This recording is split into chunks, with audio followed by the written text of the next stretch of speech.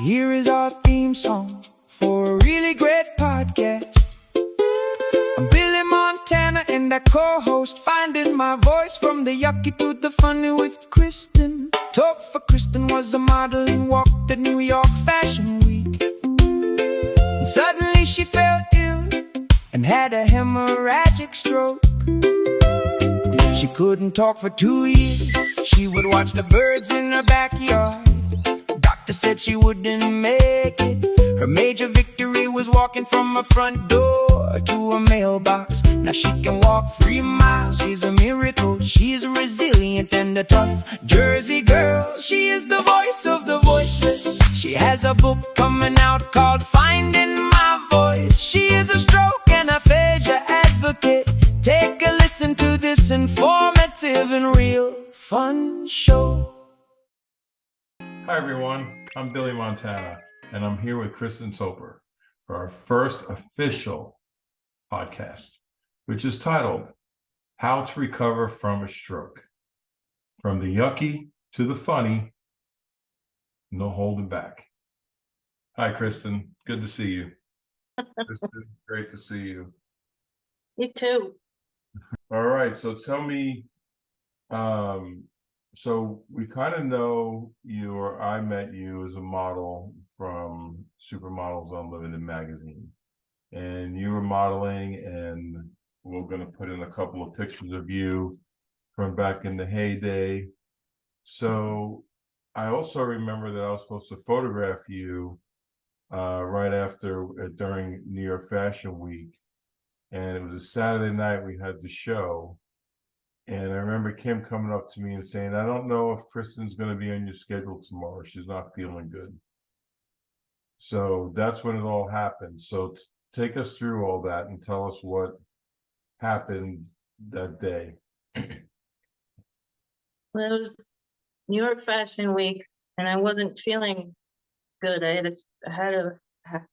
had a bad headache, and I didn't feel well, so I canceled the shoot the following day, and then I had a stroke 2 days after that. I had it was a hemorrhagic stroke, and I was medevac to a different hospital, and that's when I had part of my skull taken out and I was in a coma. Tell me about, because some people don't know, because everybody gets a common headache. So Right. tell us how that headache felt. Was it different from most headaches you had? Was it more painful? Was it centered in a certain spot? I guess it was the most painful one, and I was losing balance, and I guess I should have went to a doctor, but I was too excited. It was my first time in New York Fashion Week, and I have a tendency just to push through no matter what I was going to do. Okay. So that headache, that worst headache that you ever had, so on a scale to 1 to 10, what kind of headache was it? Probably about a 9, and that's 9. why and I just sat around before it was time to go. I just sat and laid around on luggage. Was it constant? Was it like a constant pounding type headache, or like Yes. really? Yeah, okay. And I just want to say that because some people, warning signs. So if you knew then what you know now, tell me what are the symptoms like that you today would know immediately, like, oh, I'm having a stroke?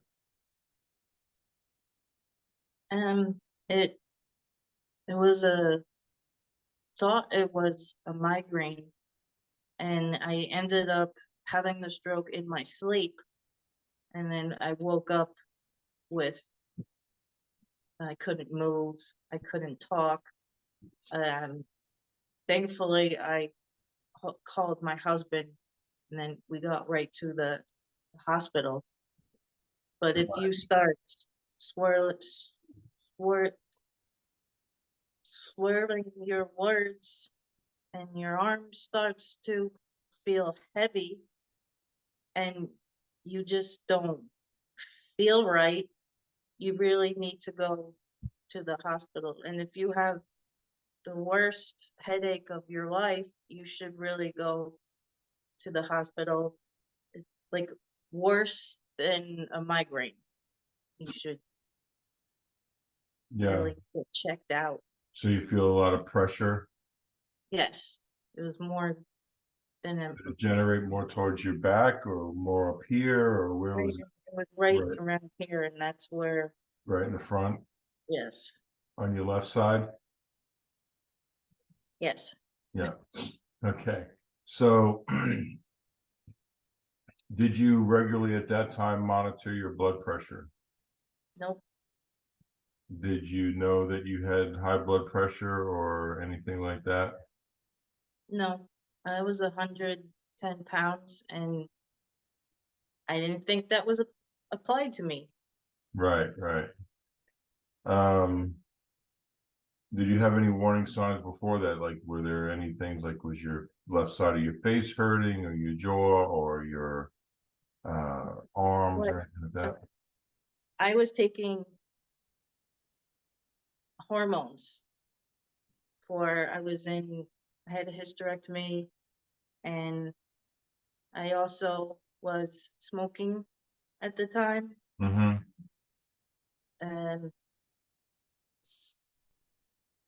not that you're not supposed to, but I smoked more at work and not at home, but it doesn't make it right. But Right, they said it was smoking on, I was taking Premarin, and they said that was plus stress would be the ultimate cause of the stroke. right. Now you worked for UPS for like 20 years, right? Yes. And so was that a stressful job for you? Was that contributed to your stress, or was it other things? Was it work stress, personal stress? I think it was more personal stress and the hormones. So that's all I wanted to tell women, that that can happen. Especially people now was always saying, oh, stroke happens to older people, but people are getting them younger and younger because of the vapes and the drugs and all the invincible people that think that could happen.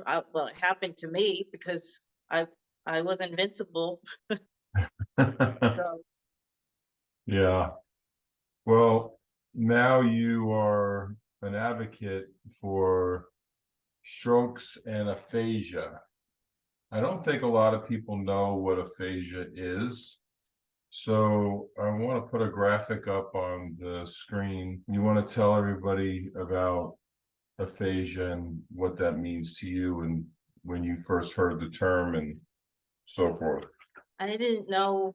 Well, I couldn't talk for 2 years, and that really, well, it was more like my family had more problems than I did because I didn't know what was going on the first 2 years, because I couldn't communicate really to anybody because, well, especially in the hospital, I couldn't communicate what hurt.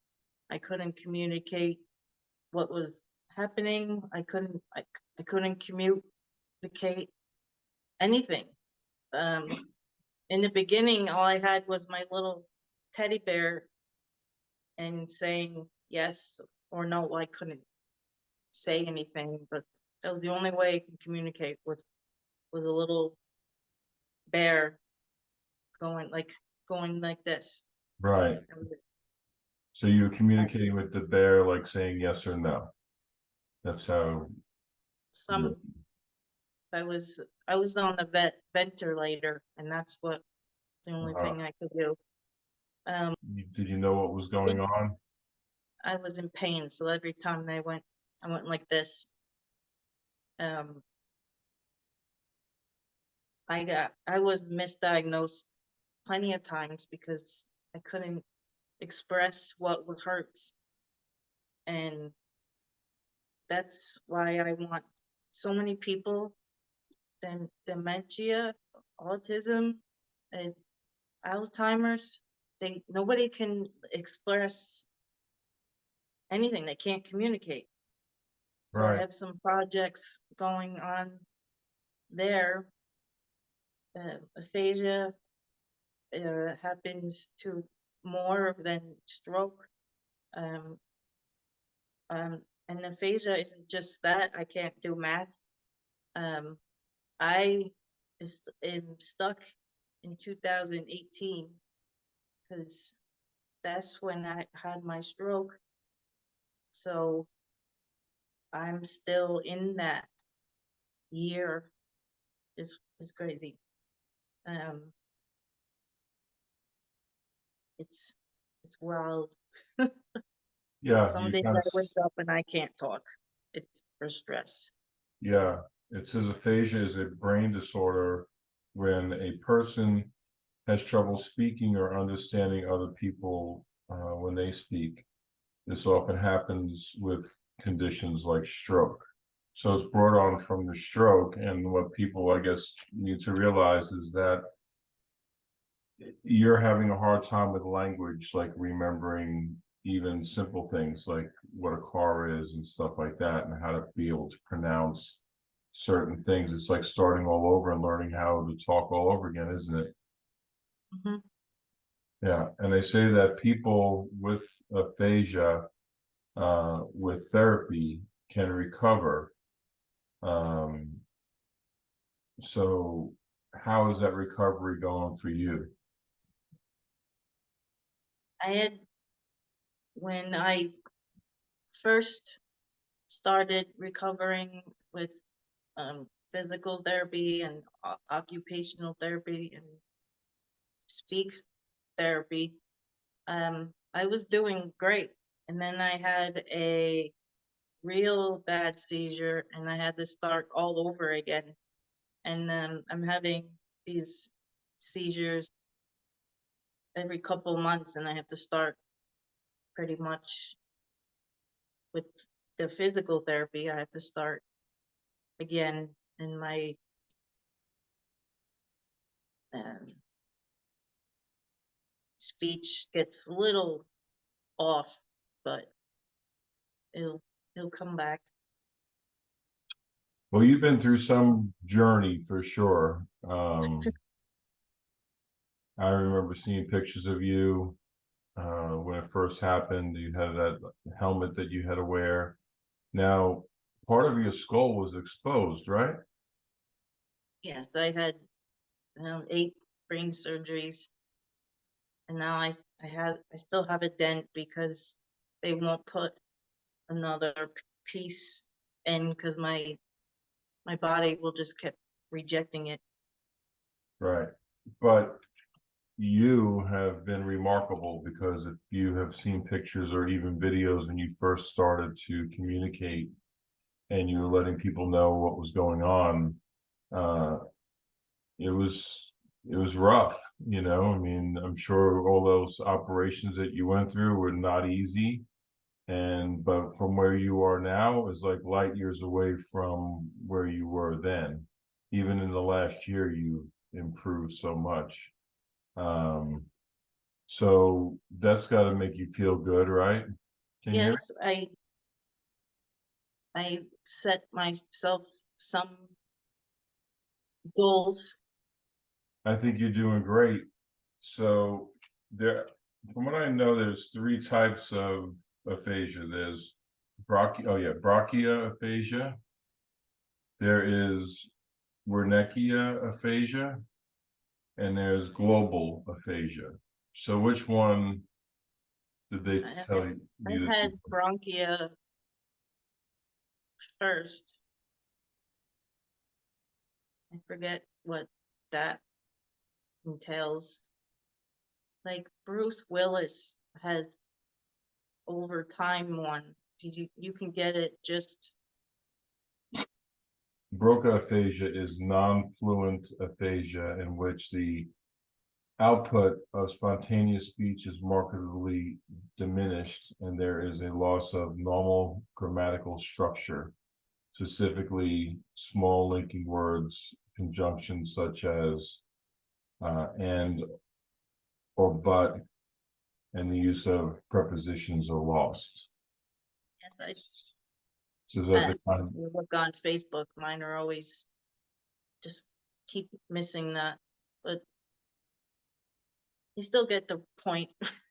what's your goal now? Like now, obviously, this has changed your life, but you're not using it as a handicap. You're using it as an opportunity to try and help other people. So, what's your goal and what's your mission from here on out to help others? I want to spread awareness so people don't have to go through what I went through. And I also do all these videos so can help other strokers, can inspire them to they can do what I'm doing.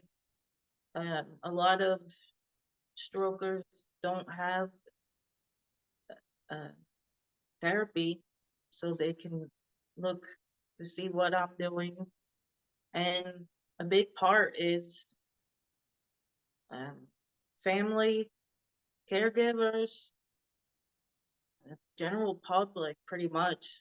They don't know what it's like to see what we're going through. They they have no clue. So that I'm trying to show them, I guess, to be empathetic for us. I don't know the word. Yeah, That's empathy. People right. have some empathy and some understanding about what you've gone through and how you could avoid. Judgment, I Yeah. guess. Yeah. So as it is right now, how is it for you? How do you feel like there's a difference between the people you knew in your life from back before you had the stroke to after your stroke? Do you see differences in people, the way they treat you, the way they talk to you, so forth and so on? I think I think so. Um, People don't realize that, oh, you got out of the hospital. Why aren't you okay now? But people don't know, like, oh, you have to go through all this therapy just to say, hey, or why aren't you walking yet? Why aren't you using a bath? I can't even take a bath by myself. I tried that. It was very, I couldn't. I I can't get out of the tub. It, you know, um, people really, I still can't feel my right arm. My whole side is still numb. Ah, Uh, I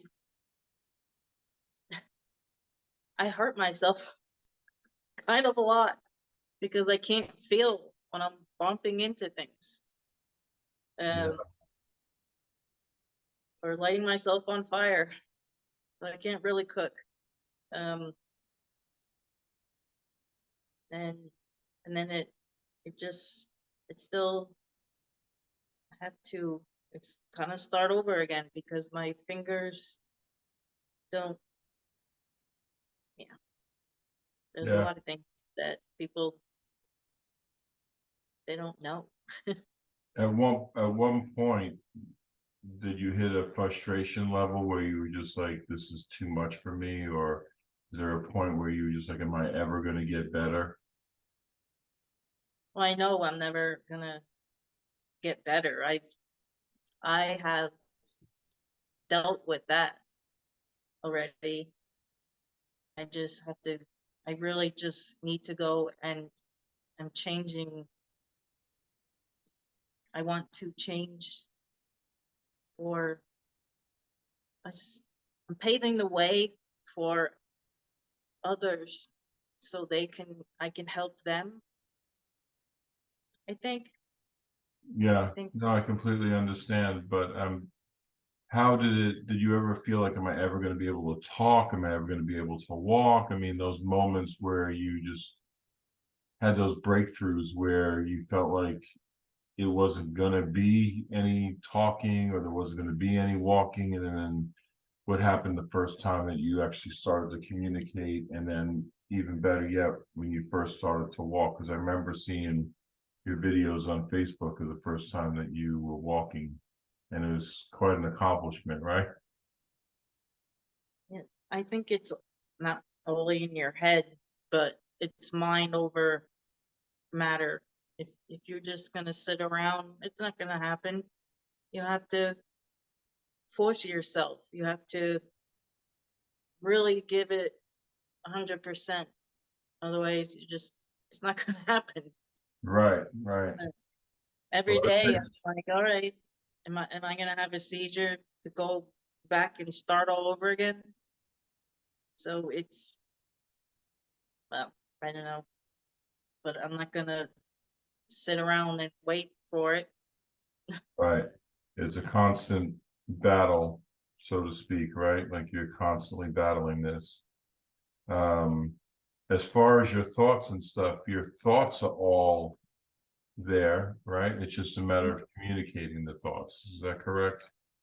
Yes, So people should look at you like you're, you know, because you definitely don't use it as a handicap. You know, just dealing with you and uh doing photography, you know, your thoughts are there. It's just a matter of you trying to communicate those thoughts. So the still, people, a lot of people with strokes or aphasia, they're like, you are cognitive, you're always still there. yeah, Like, you just can't blah, spit it out. yeah, exactly. And I think that's something that people need to be aware of, right? Like it's not like you don't know what's going on. You totally know what's going on. It's just a matter of things of communicating the language aspect of what you're trying to say to people, right? Correct. Yeah. So tell me something that's yucky, tell me something that's funny, and tell me something that's not holding you back. Something that's yucky. Okay. When I first wanted to fly at the airport, um, I I was still wearing diapers for pee, and the lady, I guess, thought I had drugs in my diaper, so she wanted to bring me to the room, and I said, hell no, I'm not going in the room because nothing good happens out of the room. So I was like, here, check me right here. So I guess, because the urine shows up at something in there. So that was fun. That was yucky. Wow, she must have felt dumb after that, huh? Oh yeah. Yeah. Whew. All right. So that was the yucky. Now what's something that's funny? Oh boy, there's so many. Okay, here's okay. I have names for everything because I'm I make fun of myself all the time. So I have a mannequin leg. That's what I call it because when it when it goes kind of like numb, it just I can't feel it. It just it's all on its own, all on its own. So I just call it the mannequin because you can't feel it, and I know it's my mannequin leg. And when almost stepped on a duck because I can't see back there. So that's my duck spot Yeah. down there. I just have names for everything. Yeah. So no holding back. What do you want to say about not holding back? It's I would say it like it is. It's just I people just saying like, well, if it's like all the books that come out, and it's like, oh, it's so, I don't know. I'm not classy, so if you ask me something, or I'll tell you the truth, because recovery is not pretty. It's really hard, and it's messy, and it's gut wrenching. Gut wrenching, I think Yeah. that's the word. Yeah. And it's just not. Everyone thinks it's so beautiful and everything, but it's not. It is not. Yeah. It's a lot of struggles that I'm sure a lot of people give up on, right? Right. But you're not one of them because you're tough and you're out there and you're trying to make a difference. And so what keeps you motivated? And I just keep making goals, and I have to do them. I have to complete them. Like Yeah. I've always had a bucket list, a yearly bucket list before the stroke, and now they're different. Yeah. Well, your website, KristenToepfer.com, that's KristenToepfer.com. That's a website, that's your website. It's to raise awareness of stroke and aphasia. So tell me about what your plans are to help other people with this. I know that you're going to be going around speaking, but tell me some of your goals as far as helping others and what you're trying to do. I I want to write a book for the stroke recovery. I want to make a children's book for my nephew, because he was um take he was helping me to read, and there's so many things. I want to connect with. I want to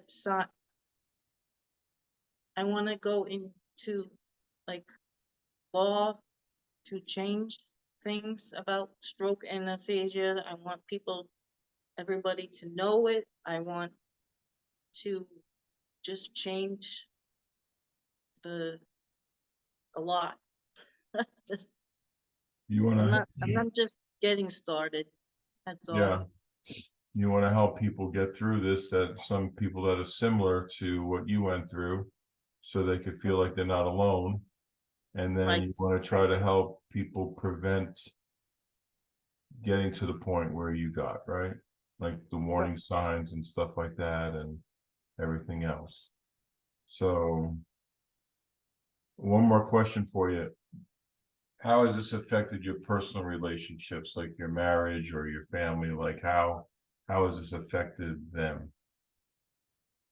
Definitely,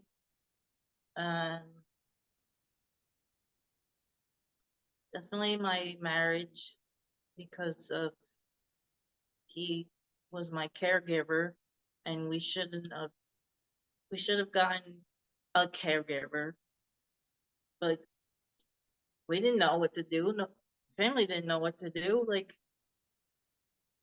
we're not educated to about strokes, and who does? Right. Nobody does, because it doesn't happen for people my age.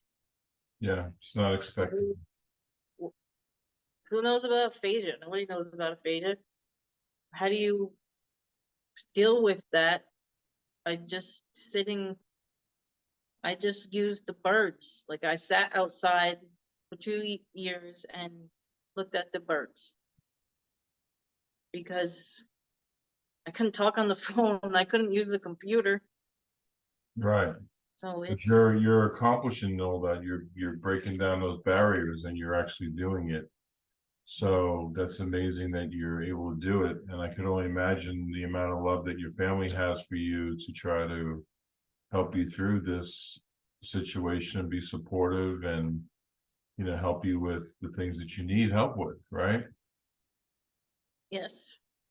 I know there's anything that you want to talk about as far as the support systems that you have. Like, are there any kind of like phone numbers that people can call for help with either family issues or help with aphasia, or times when people are feeling just down and they need to talk to somebody? Are there any kind of support groups that we could list for people?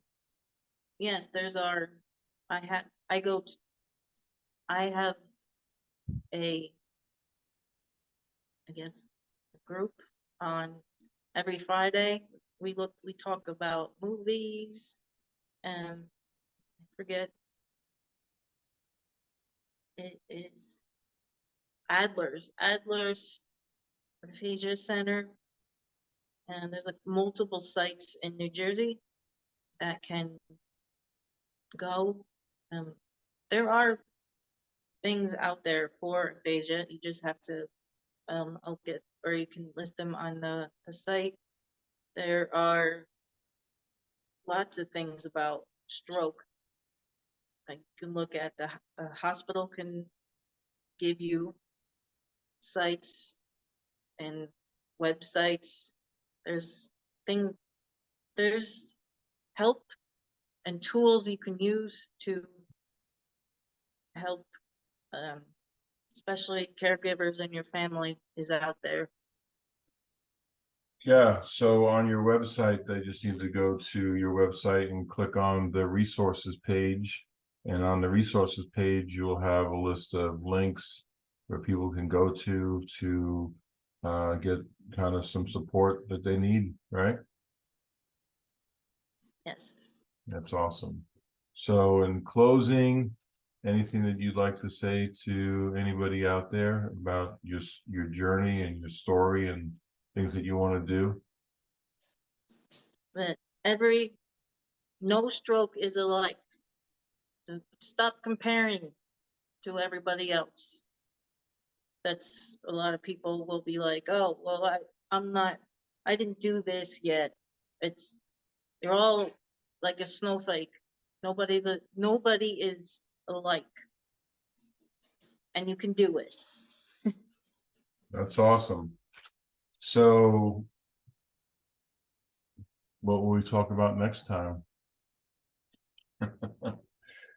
We'll have to see what the next topic is, but it could be about family members, it could be about the public, it could be about anything, but rest assured, Kristen's going to take you down there because she is the queen of yucky to the funny, and she doesn't hold back.